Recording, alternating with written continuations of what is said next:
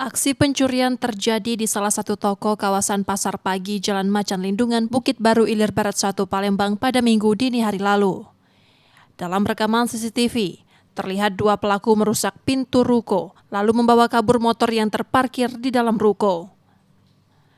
Salah satu pelaku terlihat mengenakan jaket ojek daring dan bertugas mengawasi situasi, sementara satu pelaku lainnya menjalankan aksi pencurian. Reza, korban pencurian, menjelaskan pelaku diduga sudah mengamati lokasi sejak sore. Pelaku sempat datang ke ruko pada petang hari sebelum kembali dan melancarkan aksinya dini hari. Karena motor tak dapat dinyalakan, pelaku membawa kabur motor dengan cara didorong. Jam 2:06 dia datang lagi dari arah lampu merah Macan Lindungan. Datang berdua, Viola yang jaket Gojek itu. Yang jaket Gojek itu nunggu di depan, dia nih tadi beraksi ngambil motor deh.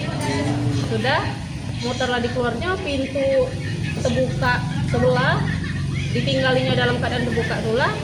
Sudah tuh dia pergi, di stepnya motor tuh ngarah ke Tanjung Bobok juga. Tidak hidup motor tuh. Jam 2 dini hari mereka datang kembali berdua. Satu di antaranya menggunakan jaket Gojek menunggu di depan, dan satunya beraksi setelah berhasil mengeluarkan motor tersebut, dibawa kabur dengan cara di step. Peristiwa pencurian ini telah dilaporkan ke Polsek Ilir Barat 1 Palembang bersama rekaman CCTV sebagai barang bukti. Muklas Diferensial, Kompas TV, Palembang, Sumatera Selatan.